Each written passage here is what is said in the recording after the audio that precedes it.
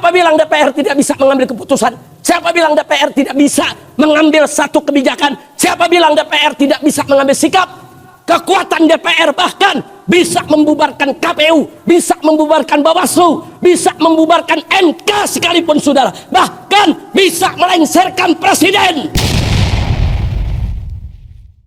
Assalamualaikum warahmatullahi wabarakatuh. Sahabat-sahabatku pecinta channel Cinta Tasbih dimanapun kalian berada, semoga perjumpaan kita kali ini senantiasa mendapatkan keberkahan dari Allah Subhanahu wa Ta'ala. Amin ya Rabbal Alamin. Sahabat-sahabat dimanapun kalian berada, kali ini saya akan menyajikan sebuah video ceramah yang telah disampaikan oleh Habib Rizik, di mana dalam ceramah beliau sangat menarik untuk kita ikuti dan kita simak bersama kajian-kajian yang telah disampaikan oleh beliau dan apa yang nanti bisa kita ambil kesimpulan dari penyampaian oleh Habib Rizik tersebut. Baiklah, tidak lama-lama, marilah kita simak kajian yang disampaikan oleh Habib Rizik berikut ini. Kalau udah terlanjur curang begini bagaimana nih cara ngeberesinnya? Ada yang jawab ke MK aja, ada pamannya. Pusing gitu. Iya, kalau ke MK ada siapa? Ada pamannya. Kita bukan nuduh, tapi emang udah fakta kan kemarin. Belum cukup umur dia lewatin. Iya. Terus sekarang kita disuruh percaya. Iya. Ini dia, sorry ya. Tuh Habib Hanif punya tuh, sorry ya. Kira-kira jelas gak? Percaya sama MK? Percaya gak? Percaya gak? Nah, terus gimana ngeberesinnya? Lu main perang-perang lagi lu. Lu provokator kali lu. Ayo gimana Beb? MK ada pamannya, saudara. Nah sekarang bagaimana caranya? Ada saudara. Kita selesaikan saudara di mejanya para wakil rakyat, yaitu DPR saudara. DPR itu kan wakil rakyat. Mereka bisa gelar sidang rakyat saudara. Apa namanya? Ada interpelasi, ada angket. Saudara panggil itu semua yang terlibat dalam kecurangan. Presidennya saudara panggil. Semua penyelenggara pilpres panggil. Saudara MK-nya, KPU-nya, Bawaslu-nya panggil semua saudara. Kalau ada yang bilang, tapi Habib ini negara hukum, nggak bisa diselesaikan DPR. Siapa bilang? Ada dua cara penyelesaian di kita punya negeri, saudara. Pertama, penyelesaian hukum. Penyelesaian secara hukum, itu MK tempatnya. Ada juga penyelesaian secara politik. Tempatnya di DPR, saudara. Siapa bilang DPR tidak bisa mengambil keputusan? Siapa bilang DPR tidak bisa mengambil satu kebijakan? Siapa bilang DPR tidak bisa mengambil sikap? Kekuatan DPR bahkan bisa membubarkan KPU, bisa membubarkan Bawaslu, bisa membubarkan MK sekalipun saudara. Bahkan bisa melengsarkan presiden.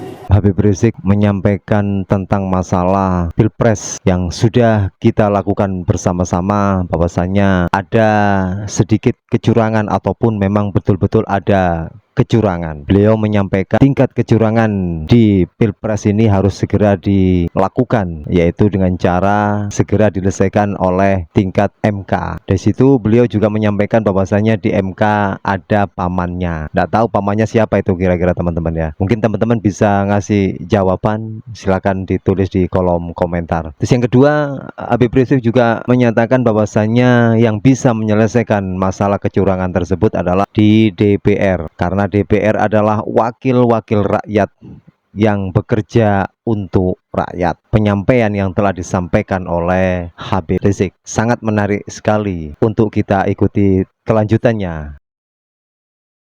Gitu saya tanya, kalau gitu DPR kuat tidak? DPR kuat tidak? Jadi kalau kalian jadi wakil rakyat, bekerjalah sebagai wakil rakyat, selesaikan kecurangan ini di DPR sesegera mungkin sebelum menjadi bara api akan menyala, menciptakan kerusuhan di mana-mana, saudara. Kira-kira jelas ya? Lu jago banget lu politik. Kira-kira jelas ya? Nanti DPR bisa beresin nggak?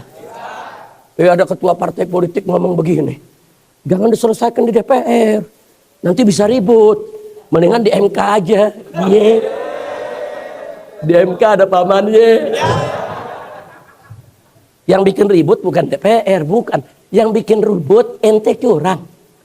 Ente curang, itu yang bikin ribut. Kalau ente nggak curang kan nggak ribut, betul? Betul? Nah jadi kita minta kepada DPR segeralah selesaikan sebelum ini berubah menjadi kerusuhan, menjadi keributan, atau sebelum bangsa Indonesia terbelah. Selesaikan secara politik dan sah menurut konstitusi, saudara. Selesaikan secara politik sah. Jadi kita maklumi kenapa harus secara politik, karena kita udah nggak percaya lembaga hukumnya, saudara. Kira-kira paham? Jelas semua?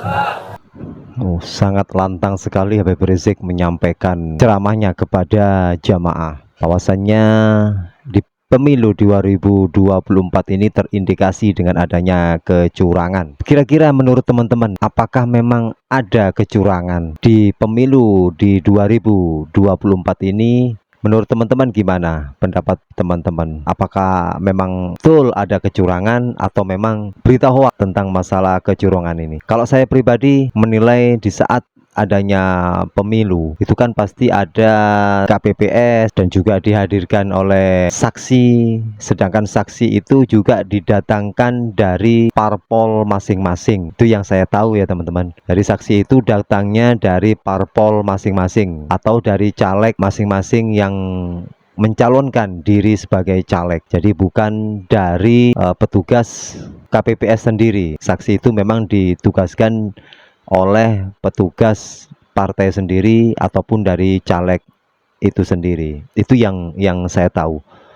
Dan di situ juga ada Banwaslu, ada pengawas pemilu juga ada. Terus yang ketiga juga ada pihak kepolisian yang mengamankan berjalannya pemilu di tahun 2024 ini. Ini Habib Rizik menyatakan hal semacam itu apabila ada kecurangan. Kira-kira menurut teman-teman, pandangan teman-teman bagaimana? Apa memang betul ada kecurangan atau tidak? Karena kalau memang ini ada kecurangan, Habib Rizik juga mengatakan bahwasanya akan sangat menjadi bara yang sangat membara jikalau tidak segera diselesaikan oleh DPR.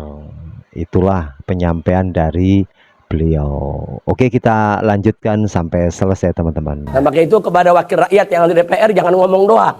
Angket, angket, angket, kapan lu angket? Ini udah berhari-hari ngomong doang. Betul? Betul? Mau angket, angket. Jangan terlalu banyak ngomong, nanti nguap, masuk angin. Betul gak? Betul gak? Yang kemarin teriak angket, angket, besoknya lengket. Kacau, kacau. Makanya sebelum masuk angin, sebelum lengket, angket segera digelar. Setuju tidak? Setuju tidak? Siap dukung angket? Takbir. Ada yang protes, Habib Rizik kenapa bicara politik di masjid? Wah, eng. Kan minggu tenang udah habis. Pilpres sudah selesai. Betul? Kampanye udah beres. Betul? Ini lagi ngaji. Emang lu pikir ngaji soal wudhu doang? Emang ngaji soal sholat doang? Oh, ini soal politik, soal kemaslahatan masyarakat banyak, saudara. Ini soal besar. Ini soal nasib bangsa dan negara. Harus dibicarakan di meja-meja para ulama, di pesantren, di majelis taklim. Saudara, di majelis taklim, di pesantren-pesantren, di masjid, di musola, harus dibicarakan. Kenapa? Untuk kebaikan rakyat bangsa. Itulah penyampaian dari Habib Rizik. Itu juga membicarakan tentang masalah politik di dalam masjid, karena Habib Rizik menyatakan bahwasanya itu sangat penting dibicarakan di meja-meja ulama, di pesantren, di kajian-kajian para kiai, karena ini menyangkut dengan adanya kebaikan masalah umat. Mungkin teman-teman punya pendapat, punya pandangan lain, tulis di dalam kolom komentar. Setuju apa tidak dengan penyampaian dari Habib Rizik tersebut? Nah, mudah-mudahan Allah berikan jalan keluar yang terbaik, dan semoga bangsa Indonesia tetap bersatu dan bangsa Indonesia tetap damai. Jangan terpancing dengan provokator. Setuju? Kita dorong saja, dorong supaya DPR berfungsi dengan baik. Amin. Amin ya rabbal alamin. Cuma sekarang ada masalah lagi. Yang kritik-kritik dilaporin polisi. Kacau, kacau, kacau. Udah, gue jangan terusin, ntar dilaporin juga lagi. Yang lama belum beres, muncul masalah baru. Lu juga sih. Udah cukup hampir sini. Udah cukup. Yang penting semua pulang dari sini mikir bareng-bareng, betul? Siap dukung DPR, siap dukung angket, siap hukum yang berbuat curang. Buktikan di angket ya, Pak. Jadi nggak perlu ada partai atau politisi yang ketakutan dengan angket. Nggak usah takut. Kalau memang Anda tidak curang, hadapi angket. Kalau Anda merasa benar tidak curang, jawab di angket. Saudara, jangan bikin gaduh tengah masyarakat. Nah, kalau memang nanti hasil angketnya ternyata memang tidak ada kecurangan, rakyat siap terima kok. Tapi kalau ada kecurangan, tindak. Kalau memang kecurangannya TSM, saudara, terstruktur, sistematis, dan masif, maka presiden mesti dilengsarkan. Harus dilengsarkan. MK, KPU, Bawaslu bubarkan semua, sudah. Bubarkan. Lalu kalau udah bubar bagaimana, Beb? Kalau presidennya dilengsarkan, kan ada wakil presiden jadi presiden. Setuju? Setuju? Kan wakil presidennya lagi anteng-anteng aja.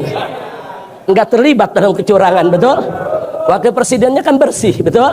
Nggak cawe-cawe, betul? Silakan naik jadi presiden. Setuju? Lalu kalau KPU, MK, Bawaslu dibubarkan, bagaimana, Habib? Tahun 99, MK nggak ada. KPU nggak ada, Bawaslu nggak ada. Tapi bisa kok kita bikin pemilu, saudara. Karena di tahun 99 DPR membentuk presidium, DPR membentuk lembaga independen, saudara, yang mengambil peran KPU dan Bawaslu. Lembaga itu yang menggelar pemilu di tahun 99, saudara. Siapa bilang kita nggak bisa gelar pemilu tanpa KPU dan Bawaslu? Lu baru lahir kemarin kali lo. Kan tahun 99 kita ngalamin, betul? Betul? Maka itu rakyat mesti dukung DPR. Setuju tidak? Setuju tidak? Udah jangan pecah belah, jangan cerita lu partai ini, gua partai ini, nggak ada. Kita cerita sekarang di sana suara kita, itu wakil kita. Semua harus menyelesaikan persoalan ini sebelum negara ini terkabik-kabik. Setuju tidak? Setuju tidak?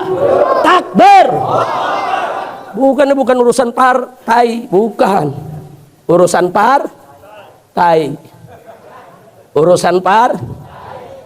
Nah, itulah teman-teman video yang disampaikan oleh Habib Rizik yang sangat lantang dan sangat jelas untuk kita ambil kesimpulannya. Mungkin teman-teman ada pendapat tentang masalah pemilu di tahun 2024 ini, silakan tulis di dalam kolom komentar. Harapan saya semoga siapapun pemimpin yang akan menjadi presiden kita menjadi pemimpin yang selalu amanah, pemimpin yang selalu bisa mendengarkan masukan-masukan dari rakyat-rakyatnya, dan mudah-mudahan pemimpin juga bisa memakmurkan rakyat-rakyatnya agar segera terbebas dari keterpurukan, terutama dalam perekonomian kita. Terima kasih. Jazakumullahu khairan katsira. Assalamualaikum warahmatullahi wabarakatuh.